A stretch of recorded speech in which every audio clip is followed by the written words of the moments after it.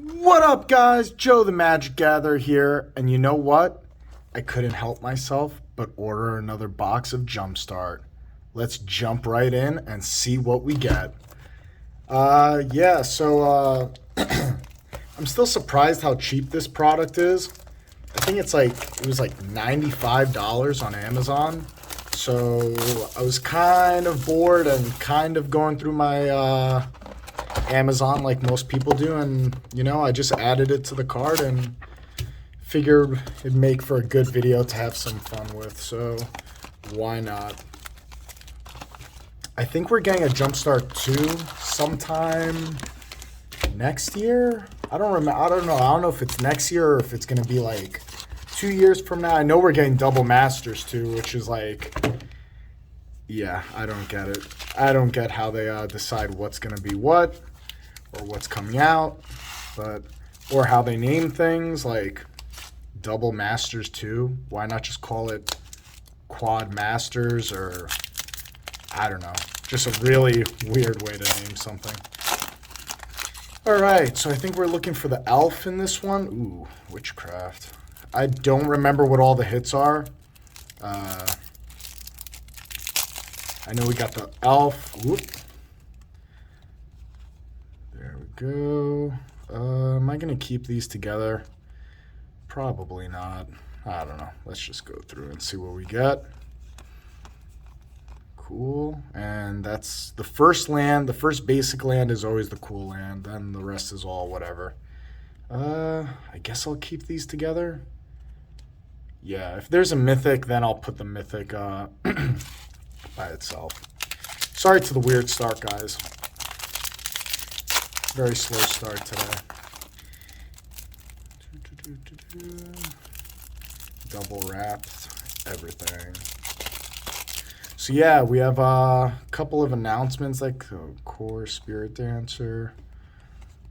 There we go. Yeah, we're approaching the end of the year here. We're in December now, and things are pretty much wrapping up. There's a ton of secret lairs that have been announced, and I don't know. I don't know much about Arcane, but I know like that's the current one that's on sale. It ends I think the 23rd. And reanimate, nice, very nice. So yeah, I think right now we're just in that weird time where we're just waiting for things to start getting announced and coming out. Recently, Kamigawa Neon Dynasty, that got announced. Looks pretty awesome. The Planeswalker that they revealed, geez, I don't remember the name. I know it's like a blue-black ninja. I don't know, it looks pretty badass. I think I might add it to some things. Looks pretty awesome. I think is it Neon Dynasty or Neon Destiny? Crap. I think it's Neon Dynasty, but I could be wrong. Could be Neon Destiny. Anyways, the Planeswalker looks cool. They also unveiled that they're doing one guy in 5 different colors, I think. I think there's going to be one card only that comes in 5 different colors, which I think is, I don't know, it's kind of weird. He's a black card, so why is he coming in 5 different colors? Just to have, I don't know. I think Wizards is getting crazy with all the different treatments. I get it's a collectible thing, people are going to want to have all 5 colors, and I think it's only available in collector booster boxes. I don't know. That one I'm not too, pumped about. I'm more excited for the Planeswalker was cool. The lands were cool. I was hoping we were going to get serialized cards, because I think that's going to be big in the future for collectors. Is the serialized cards. God, we are not hitting anything good. We're a third of the way through and haven't hit anything solid so far. Yeah. Because, that's the attractive thing about secret lairs is for collectors, it's one and done. You either order it and it comes out and you get it, or you don't order it and then good luck on the secondary market. I think a lot of secret lairs are way overpriced from what they initially came out as. God damn. Can we get a mythic? What's going on? Ay, ay, ay. Yeah, so I was hoping for serialized cards in this one. We know that in the one secret lair, they have the serialized cards, so I think that's their little test. I think Krenko's a good card. I don't know. Not the red pirate monkey we wanted. That red pirate monkey's like $80 now. All right. God, can we get a mythic? Jesus Christ.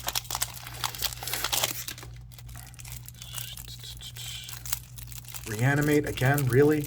Really? Really? We didn't even get reanimate. Gwomp, gwomp, gwomp. So yeah, I think serialized cards are going to be big moving forward. The Magic the Gathering community kind of lost their minds when they realized that it was in that Praetor secret lair. I think it's going to be awesome. Hopefully you get some. Hopefully I get some. But yeah, they got to figure something out, man.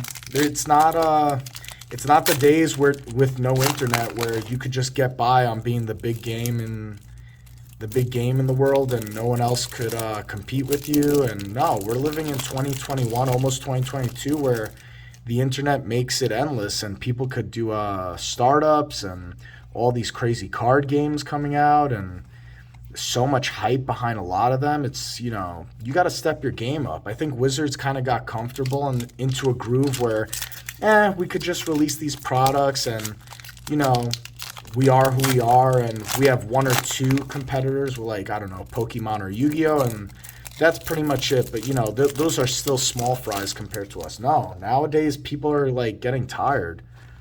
There's a ton of product out. You got to, like, step the product up and make it, like, badass and make it awesome. Like, people want to play. Like, this I thought was a great idea. Grab 2 packs, shuffle up, and play. I think Jumpstart was a fantastic product and a great idea. It just came out in 2020, which was unfortunately bad timing for this product. But I think this is a home run product if you put it in any other year. Same thing with Modern Horizons 2, home run product, putting stuff in that people want. Liliana, will we get our first Planeswalker mythic? I think she comes in the Liliana, I would hope Liliana comes in Liliana pack. Beautiful. Mythic number 1. Awesome. What was I saying? Yeah, you gotta step your game up. You gotta 2021, 2022 with MetaZoo and all these card games coming out. I mean, what's the other one? Flesh and Blood. I mean, you really gotta bring the heat. So I think 2022 Magic is gonna step their game up. Hopefully. Oh. Primeval Bounty. I don't know if that's a good mythic. I think that's a weaker mythic from what I remember. But it's interesting to see. I'm excited for the future of Magic. I will always be a Magic diehard fan. But I gotta admit, like, Midnight Hunt had so much hype about it and then kind of just flatlined. Crimson Vow kind of just came and went. Like, Jesus, nobody even cared about it after 2 weeks. I mean, it was kind of like, if you got it, great. If you didn't, whatever. I think that's a good rare. So I'm hoping in the future they do some things to step it up. And just, like, I think it's just wallet fatigue for a lot of people too. A new set comes out and it's got commander decks to go with it. It's got set boosters, draft boosters, collector boosters. And, like, people are just... they're getting so burnt out. I mean, even someone like myself, where fortunately, I'm lucky enough where, I could spend money pretty free willy. Whoop. Tripping over my words there.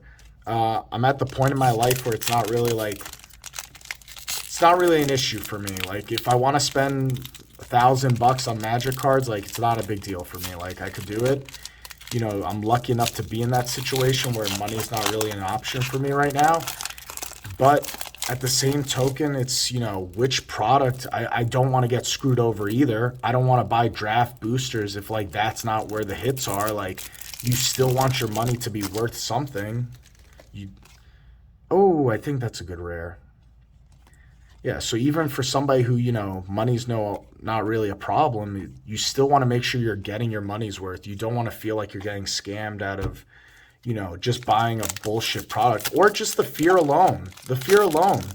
You know, I used to pre-order a lot of stuff. Like, people saw on, like, my Instagram, like, I would pre-order a lot of the sets ahead of time, and, you know, that was that. But now with all these options, like, to pre-order dogs. God, we are getting all the shit packs. To pre-order something and then not know which is the best one to get, it's kind of confusing at this point, which is the best to get. I still think collector boosters are the way to go. I know that's not for everybody. They are more expensive. I think the set booster is better than the draft. Oh, dog planes, nice.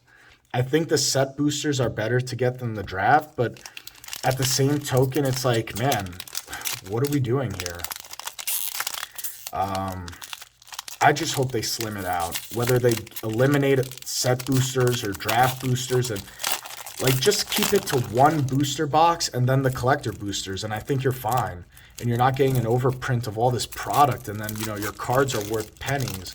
I'm sorry, at the end of the day, the game cannot sustain if all these cards are just a quarter each or 10 cents each. There's a reason why this is common, this is uncommon, this is rare, and this is mythic. There's a reason why. This should be worth way more than this, which should be worth more than this, which should be worth more than this. But if you have all these things valued at the same amount, then what's the point? What's the point to have these different symbols if it's all worth the same? That's not rarity. The whole purpose of this symbol is to determine what's rarity and what's not rarity. You might as well get rid of these set symbols then. I don't know. This is just my point of view. I know I'm kind of venting, but I think subconsciously I'm frustrated because we haven't pulled anything good yet. Ugh, God, this was 3 packs. I mean, unless we get the elf at this point, this was a dud of all duds. Just a video of Joe getting smoked. Jesus Christ, man. Enchanted again? Good Lord. Ugh. God, I don't even know what to say. This was all trash. Some people have asked me, what do I do with all these things? Like when I buy all this stuff, all these cards, I sort them. I sort them from common. I put commons and uncommons together. I sort them by color. So I'll do like all the white, common, and uncommons in a row in like one of those row boxes. And I do it by color: white, blue, black, red, green. So I do commons and uncommons that way. Then I have another box for all artifacts. The only thing I pull out are rares and mythics. So rares and mythics all go somewhere else. Mythics typically, and depending on value also. But yeah, commons and uncommons just get roasted. God, vampires, really? I feel like I'm the victim of a vampire. I feel like I'm getting sucked of my blood money. Veto. Oh, blood artist. All right, can we close this out with a bang? Come on, elves, elves. Let's get elves. Let's get elves. Goblins, Jesus. Well, you know, you win some, you lose some. I think Muxus is a good one. I don't know. I think I got smoked in this one, guys. Yeah, so just to close it out, you know, Magic's always going to be a part of my life. I love it so much. The game means a lot to me. I enjoy playing with my friends. I just enjoy the thrill of cracking packs and opening up, even if you only end up with 2 mythics. 2 mythics. 2. Even if you only end up with 2 mythics, I enjoy the process of cracking packs and opening things up. But even someone in my position financially and where I am in life, it gets frustrating sometimes with Wizards. Like, you want them to you want them to care. Like, and I get it. I know they're a business and stuff, and they got to do what they got to do. But at the same time, like, you got to bring value back to the game. There's got to be value because other card games are going to see this and take advantage of it. Flesh and Blood is already doing it. They have cards worth thousands of dollars. And, they're smart. They put those cold foils just in the first edition boxes. And that's where the value is for collectors like myself. And then they release the unlimited boxes. And that's where you could still get the game piece like this, Liliana. You could still get the game piece in those regular boxes. But if you want the fancy schmancy cold foil one, you could obtain it. And that's the smart way to go about it. So you're not taking anyone out of playing the game. You want people to play the game. They could play the Liliana card. It's worth a couple of bucks maybe. But if you want her with the shiny purple dress and the cold foil, etched foil, whatever you want to call it, that one's going to be worth a ton because maybe there's only thousands out there. That's why I'm kind of happy they're doing serialized cards because I think that's going to bring value to the game. I think it's something they need to do. I think so. That's just my opinion. I know people are getting, pissed off because they're like, the game should be cheap. The game should be cheap. It's not fair. Only whales could afford the game. Yeah, well, life's not fair, guys. And I'm not saying people should be excluded from the game. I just think there's got to be the game, products made for the game, and then specialty products that are things that are here. The products that are here are still a part of the cheap value game, but they're specialty ones. There's altered skins, altered foils, serialized numbers, things that collectors could go for. This Liliana is cheap because it just came out of a regular box. It's a game piece. But this Liliana is serialized, has etched foil, and is one of 20. And you know what? It's worth $1,000, even though this one right here is only worth $5. I don't know. That's just my 2 cents. Let me know what you think about that in the comments. It's okay to disagree, guys. Like, it's fine. I see both points of view. If you don't agree with me, totally okay. It's not a problem.